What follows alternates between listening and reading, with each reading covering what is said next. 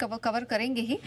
लेकिन सर ये एडीआर्स में क्या हो गया? अपने जितने बड़े एडीआर्स हैं सडनली कंपनी सडनली मतलब एकदम से ऐसा क्या हो गया? हाँ, तो देखो विप्रो इन्फोसिस दोनों एडीआर में बड़ी तेजी हुई है। विप्रो 2.5% है, इन्फोसिस 2.5% ऊपर है।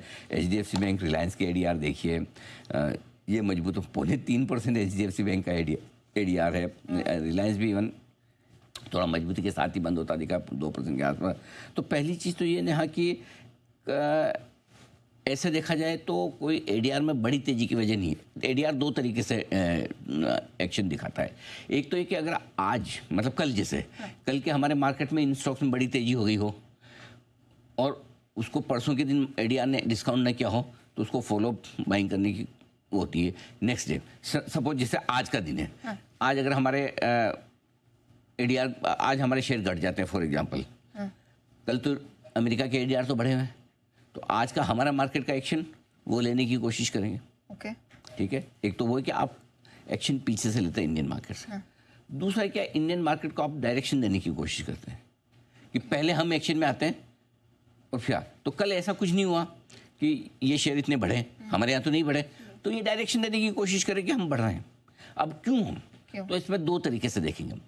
पहला तो ये आईटी शेयरों पे आइए। आईटी शेयरों में क्या है कि थोड़ा थोड़ा खरीदारी का रुझान तो आ रहा है। एक रीज़न तो ये है कि भाई ब्याज दरें घट रही हैं वहाँ पर, तो ब्याज दरों का घटना, अमेरिकी इकोनॉमी का थोड़ा बेहतर होना आईटी शेयरों के लिए वहाँ पर थोड़ा मूड माहौल ठीक करने का वहाँ होता है। नेस्डेक लगातार लाइफ हाई पे ही, तो आईटी कंपनी में जो बड़ा डर था, अच्छा अब काफ़ी लंबे समय बाद अब लोग थोड़ा थोड़ा एआई बबल के बारे में बात करने लगे कि एआई वैसे सब ठीक है, सब बढ़िया है, बहुत बढ़िया है, सब कुछ ठीक है, लेकिन पैसे बनेंगे क्या? करेक्ट भाई अब आपकी हमारी आदत मुफ्त की पड़ जाए और उसके बाद आप पैसा लेने की कोशिश करें तो कितना ले पाएंगे तो सब ले पाएंगे, एक दो कंपनियां ले पाएगी। करेक्ट। सो वो सारी चीज़ें, तो इसलिए आईटी को जो एआई से लेके चिंताएं थी वो थोड़ी कम हो रही है।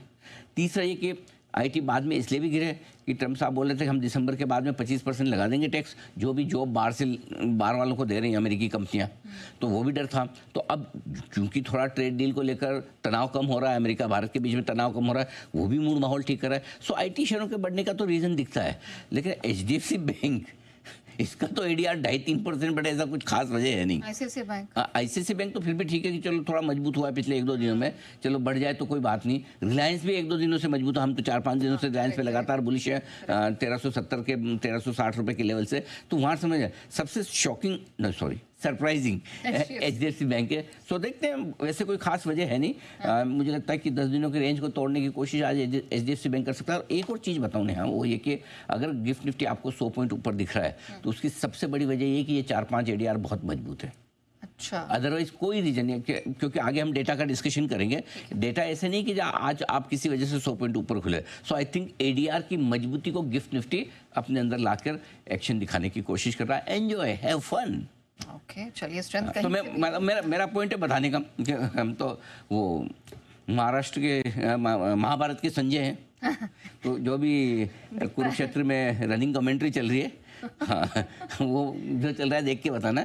नॉट दैट कि सब धृतराष्ट्र वो वाली बात नहीं है, ऐसा गलत मतलब ना निकाले, लेकिन जो रनिंग कमेंट्री मार्केट में चल रही है, जो कुछ हो रहा है वो बताने का हमारा फर्ज है, ये हमारा काम है। ठीक है, तो कुल मिला के आज जो तेजी जो बन रही है गिफ्ट निफ्टी में, उसकी वजह ये सारे एडीआर है। चलिए हम और बड़े सवालों पर फोकस करेंगे, लेकिन उससे पहले बड़े